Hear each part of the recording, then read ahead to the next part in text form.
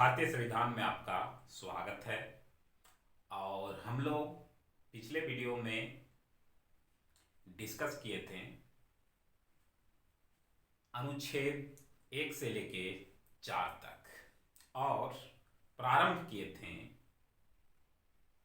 भाग 2 का नागरिकता, सिटीजनशिप। ठीक है। और इसमें हम लोग समझे थे कि नागरिक किसे कहेंगे और ये नागरिकता किस किस व्यक्ति को दिया जाएगा। तो ये हम लोग पढ़ने वाले हैं भाग 2 में आर्टिकल 5 से 11 तक। सबसे पहले हम लोग आर्टिकल नंबर 5 पढ़ते हैं।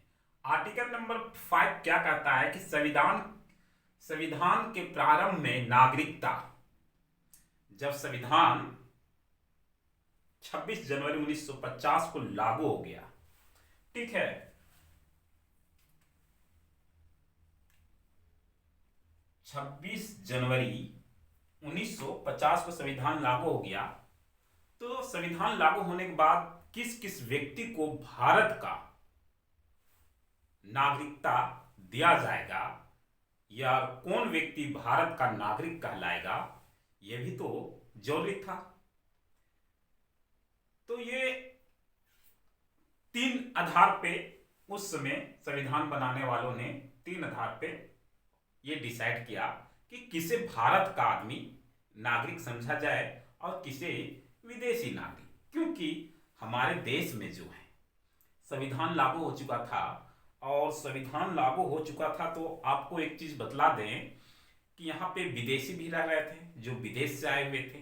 कुछ लोग यहाँ पे बहुत दिनों से रह रहे थे जो भारत के हित के लिए कार्य करता है। क्योंकि नागरिक कौन है जो अपने देश के प्रति प्रेम भाव रखता हो, यानी जिसे अपने देश से प्रेम हो, अपने देश को विकास के तौर पे ले जा सके, वो ना भारत का नागरिक कहलाएगा। तो 3 आधार पे यहाँ पे रखा गया। पहला जो आधार था वो है कि वह भारत राज्य के क्षेत्र में जन्मा। अगर उसे भारत का नागरिकता चाहिए तो वह व्यक्ति भारत राज्य के क्षेत्र में जन्मा हो, तो जन्म के आधार पे उसे भारत का नागरिक कह सकते हैं। किस आधार पे? तो जन्म के आधार पे। दूसरी बात है उसके माता पिता में कोई एक भारत का जन्मा हो। मतलब दूसरा में कि वह व्यक्ति अगर भारत का नागरिकता चाहिए तो उसके मम्मी पापा भले वो भारत का ना हो, लेकिन उसके मम्मी या पापा दोनों में से कोई अगर भारत में जन्मा हो तो उस व्यक्ति को भी भारत का नागरिकता दी जाएगी। फिर बोलता है कि वह संविधान लागू होने से पहले कम से कम 5 वर्षों तक, संविधान लागू होने से पहले कम से कम 5 वर्षों से भारत में रह रहा हो।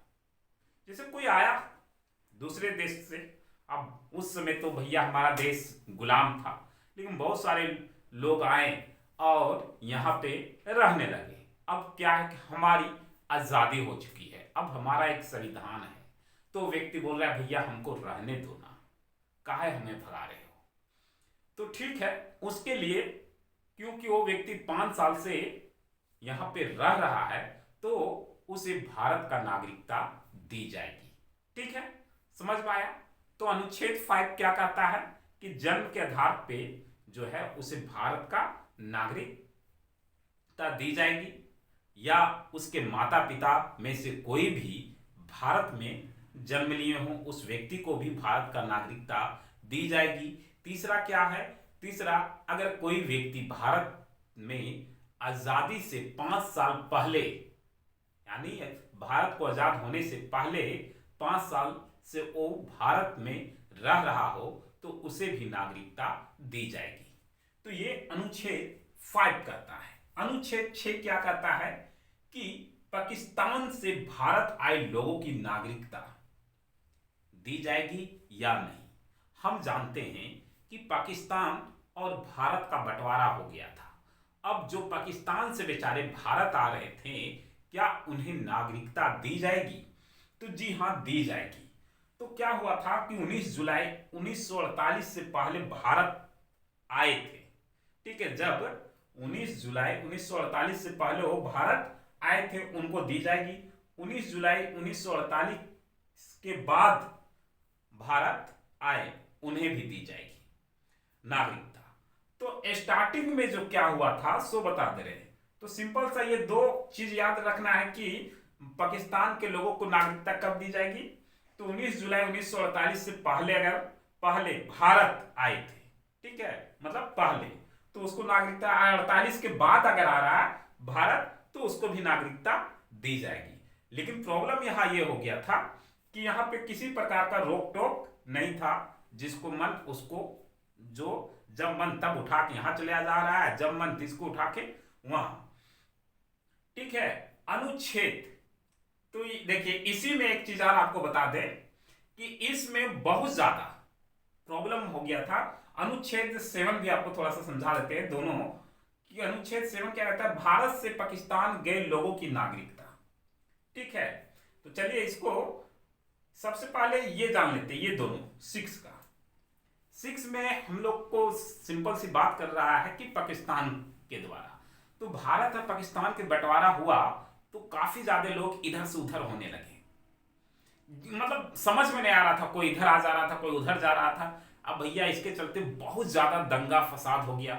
नहीं होता है कि क्लास में, हम क्लास का उदाहरण आपको देते हैं, क्योंकि क्लास में अगर कोई रूल्स बनते हैं, ठीक है, अगर बच्चों को हम क्या बोलते हैं ना कि कभी कभी क्या हो जाता है, क्लास में बहुत सारे बच्चे आगे प्रेजेंट होंगे, तो मान लीजिए अगर बेंच कम पड़ जाते हैं, या बच्चों में कुछ बच्चे कहते हैं कि हम पीछे बैठते हैं, कुछ बच्चे बोलते हैं कि हम आगे बोलते हैं, तो ऐसे में कहते हैं कि ऐसा करो कि सारे बॉयज ये साइड आगे आ जाओ, सारे गर्ल्स पीछे चल जाओ।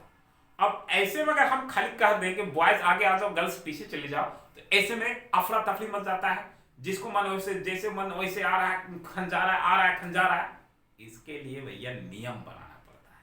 अगर मैं नियम बना दूं कि बच्चे फर्स्ट बेंच के बच्चे गर्ल्स जो हैं वो सावधानी पूर्वक पीछे जाएं और लास्ट बेंच के बॉयज जो हैं वो सावधानी पूर्वक आगे आए, तो यहां पे किसी प्रकार का लड़ाई होगा? बिल्कुल नहीं होगा। इंडिया और पाकिस्तान में क्या अगर नागरिकता की बात उस समय देखा गया कि जब जिसको मन वो आए जा रहा है, जाए जा रहा है, मतलब क्या है भैया ये तो। और जिसके वजह से काफी ज्यादा जो है माहौल बिगड़ते जा रहा था, मारपीट। क्योंकि देखिए भगदड़ में अक्सर क्या होता है, अगर क्लास स्कूल में प्रेयर होता है, अब प्रेयर होता है, उसका प्रेयर खत्म हो जाने के बाद क्या बोला जाएगा कि सभी बच्चे अपने अपने क्लास में चले जाएं। ठीक है, तो सभी बच्चे अपने अपने क्लास में चले जाएं तो क्या होगा, कोई बच्चा दौड़ते हुए इधर को दौड़ेगा, कोई उधर के दौड़ेगा, कोई उधर की बच्ची दौड़ेगी, और सब आपस में टकरा के किसी को चोट लग जाएगा, कोई गिर जाएगा, किसी के ऊपर किसी का पैर चला जाएगा। लेकिन वही नियम से कि क्लास 1 के बच्चे जाए, क्लास 2 के बच्चे जाए, आफ्टर दैट 3, 4, 5। तो एक नियम से यहां भी नियम लगा। अनुमति पत्र की प्रणाली ये लागू हुआ कब? ये लागू हुआ था 19 जुलाई 1948 को। कब लागू हुआ? 19 जुलाई 1948 को।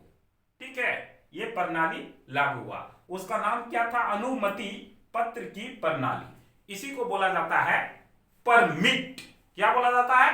परमिट। ठीक है, परमिट यानी परमिट। आप देखते हैं ना गाड़ी जब चलती है तो वहां भी परमिट लिया जाता है, लिया जाता है ना। गाड़ी जब चलती है तो उसमें भी परमिट लिया जाता है। परमिट इसलिए लिया जाता है ताकि, प्रॉब्लम ये होता है कि परमिट हम लोग इसलिए लेते हैं कि आपके पास परमिट है यहाँ, जैसे कि हम झारखंड ट्रैफिक रूल में बताते हैं कि सिटी के अंदर जो टेम्पो ऑटो जो चलता है उसके लिए उस ऑटो को क्या लेना पड़ता है? परमिट लेना पड़ता है। वो परमिट से ही वो क्या करता है कि सिटी के अंदर जो है वो चला सकता है। अगर उसके पास परमिट नहीं तो ट्रैफिक पुलिस उसको क्या है, चालान काट देगा कि आपके पास परमिट नहीं है सिटी के अंदर चलने का। तो परमिट यहां पे इसको पाकिस्तान से परमिट लेके इंडिया में आना होगा, और उसके बाद इंडिया में उसके 6 महीना रहना होगा, ठीक है। केवल इंडिया में आना ही नहीं होगा, इंडिया में परमिट लेके वो आया, उसके बाद उसको 6 मंथ तक बिल्कुल रह के देखना होगा। अगर वो 6 महीना तक सही ठाक रहा, उसकी जांच पड़ताल सब ठीक ठाक रहा, तब उसको जो है भारत की नागरिकता दे दी जाएगी। तो ये समझ में आ गया ये परमिट, ठीक है। आपसे पूछ सकता है कि परमिट कब लागू किया गया था, तो आप सिंपल सा बोल सकते हैं 19 जुलाई 1948 को, ठीक है। क्यों लागू कर दिया गया था? क्योंकि लोगों माहौल चूंकि बहुत ज्यादा बिगड़ गया था, लोग यहां वहां जा रहे थे, अफरा दफरी मच गया था, इसलिए इस नियम को लागू करना पड़ा। अनुच्छेद 7 क्या कहता है? भारत बेचारे कुछ लोग जो हैं वो चले गए 1 मार्च 1947 के बाद पाकिस्तान गया, यानी 1 मार्च 1947, 15 अगस्त 1947 को हमारा देश आजाद हुआ। लेकिन जिस समय आजादी की बात हो रही थी तो कुछ लोग सोचे कि भैया हिंदुस्तान और पाकिस्तान तो अब बट ही जाएगा, चलो क्यों नहीं हम लोग पाकिस्तान चले जाते हैं। लेकिन जब पाकिस्तान चले गया और पाकिस्तान जाने के बाद उनके साथ जो है, जब पाकिस्तान अलग हो गया तो उनके साथ दुर्व्यवहार होने लगा, या वो कह सकते हैं कि उनको वहां किसी प्रकार से बहुत ज्यादा तकलीफ होने लगा, तो बेचारे जो है वापस इंडिया आना चाहते हैं कि भैया अब हमें इंडिया में रहने दो प्लीज। तो इंडिया में आप रहो ना, इंडिया आपको भगाया कहां? पाकिस्तान को भी तो इंडिया अलग कहां कर रहा था, उसने मांग की, तब जाकर उसको एक अलग देश दिया गया। समझ रहे हैं ना? हम आपको भगा कहां रहे हैं, नहीं ना भगाए थे। अब वो बेचारा वापस आ रहा है तो हम आपको शरण दे रहे हैं, लेकिन आपके ऊपर भी वही नियम लागू होगा जो अनुच्छेद 6 में हुआ कि आपको 6 महीना वहां से परमिट लेके आना होगा। क्या? परमिट, ठीक है। और परमिट के बाद आपको 6 मंथ तक जो है इंडिया में रहना होगा, उसके बाद आपको जो है नागरिकता दी जाएगी। तो आर्टिकल 7 भी आप समझ गए होंगे। आर्टिकल 8 यानी अनुच्छेद 8 क्या कहता है? भारत से बाहर रहने वाले भारतीय लोगों की नागरिकता दी जाएगी या नहीं। अब सिंपल सी बात है कि जो कुछ लोग जो है विदेश में रहे, वो इंडियन है बट विदेश में रहे, विदेश में स्ट्रगल किए, ठीक है, विदेश में बस गए, अब वो भारत के नागरिकता के अधिकार है या नहीं। तो वही चीज इसमें भी लागू होता है कि अगर वो व्यक्ति भारत का हो, ठीक है, यानी कि उसके मम्मी या पापा दोनों में से कोई व्यक्ति भारत में जन्मे हो, तो उस व्यक्ति को नागरिकता दी जाएगी। समझ रहे हैं ना? नागरिकता उसको दिया जाएगा अगर उस व्यक्ति का मम्मी या पापा दोनों में से कोई भी व्यक्ति भारत का रहा हो, भारत में जन्मा हो, तो उस व्यक्ति को भारत की नागरिकता दी जाएगी। तो ये आपका अनुच्छेद 5 से लेके आपका अनुच्छेद 8 तक नागरिकता देने की बात की गई। अब क्या है कि किसी व्यक्ति को नागरिकता तो मिल गया, अब नागरिकता में जो है संशोधन, बदलाव या किसी का नागरिकता को रद्द कर देना, वो क्या है? तो देखिए अनुच्छेद 9 वही बोलता है कि विदेशी नागरिकता लेने पर भारत की नागरिकता समाप्त। मैं इंडियन हूं, चला गया अमेरिका और अमेरिका में जाके बस गया और वहां का सिटीजनशिप ले लिया, तो भैया इंडिया का सिटीजनशिप रद्द। आप कहीं भी एक के बन के रह सकते हैं, दो गो के बन के नहीं रह सकते। या तो आप इंडियन हो तो इंडियन रहिए, या तो आप पाकिस्तानी हो तो पाकिस्तानी रहिए। कहने का मतलब भी आप सोचिएगा कि मैं इंडियन भी रहूंगा और पाकिस्तानी भी रहूंगा, तो यह संभव नहीं है। इंडियन कॉन्स्टिट्यूशन डायरेक्ट बोलता है कि अगर आप किसी विदेशी सिटीजनशिप ले लेते हैं किसी विदेश का, तो आपका इंडिया का सिटीजनशिप क्या हो जाएगा? समाप्त हो जाएगा। समझिए ना? तो ये सिंपल सा 9th बोलता है कि भैया आप विदेश में जाइए, रहिए, घूमिए, खाइए, पिलिए, ठीक है, आपका सिटीजनशिप समाप्त नहीं। लेकिन अगर आप विदेश में जाके बस जाते हैं और वहां की सिटीजनशिप ले लेते हैं, तो इंडिया से आपका कोई नाता नहीं होता है। अनुच्छेद 10 क्या बोलता है कि नागरिकता बना रहना, आपका नागरिकता तब तक बना रहेगा जब तक कोई अन्यथा कार्य आप ना करें। मान लीजिए कि किसी व्यक्ति का नागरिकता रद्द अगर करने की बात है तो उसकी नागरिकता रद्द तब की जाएगी जब वो देश के खिलाफ कोई गलत कार्य करता हो। अब पाकिस्तान और इंडिया में युद्ध होगा और कोई व्यक्ति पाकिस्तान की जय बोलेगा, पाकिस्तान के लिए वो नारे लगाएगा, तो उस व्यक्ति का इंडिया से कोई नाता नहीं है। हम स्टार्टिंग में नागरिकता का डिफिनेशन दिए थे आपको कि नागरिकता के मतलब वह व्यक्ति जो अपने देश और राज्य के प्रति प्रेम की भावना, आस्था रखता हो, उसी व्यक्ति उस राज्य का नागरिक कहलाता है। तो मान लीजिए यहां पाकिस्तान और इंडिया के बीच जो है वो क्या होगा, युद्ध होगा। और युद्ध होगा और यहां के लोग अगर बोलेंगे कि पाकिस्तान जिंदाबाद का नारा लगाएंगे तो उस व्यक्ति का जो है नागरिकता रद्द कर दी जाएगी। जैसे क्रिकेट मैच होता है तो उस मैच में अगर कोई व्यक्ति उसका सपोर्ट करता है, या सपोर्ट करना अलग बात हुआ, या कह सकता है नारे लगाता है, तो उसका नागरिकता रद्द कर दी जाएगी। अब नागरिकता रद्द करने का मतलब ये तो नहीं है संसद के पास से इसका पावर है, लेकिन बिना किसी कारण का किसी भी व्यक्ति का नागरिकता रद्द आप नहीं कर सकते हैं। अगर ऐसा होता तो हर एक इंडिया, आप जानते हैं कि हमारा देश जो है भारत, वो क्या है, आपको तो पता है कि हमारा भारत जो है वो एक धर्मों का देश नहीं है, विभिन्न धर्मों का देश है, विभिन्न समुदाय का देश है, विभिन्न जातियों का देश है। तो जरा सोचिए, जहां इतने सारे लोग मिलके एक देश में रहते हैं और एक संविधान है, जहां इस संविधान के तहत सभी को जोड़ के रखते हैं। अगर ऐसा होता तो अगर इस अति में ये होता कि संसद के पास ये अधिकार है कि किसी को भी हटा सकता है तो किसी को हटा देता, लेकिन बिना कारण के वो किसी को नहीं हटा सकता है। समझिए ना। तो नागरिकता आपका रद्द हो जाएगा अगर आप कोई भी अपने देश के प्रति गलत कार्य करोगे, तो आपका सिटीजनशिप समाप्त हो जाएगा। याद रखिएगा।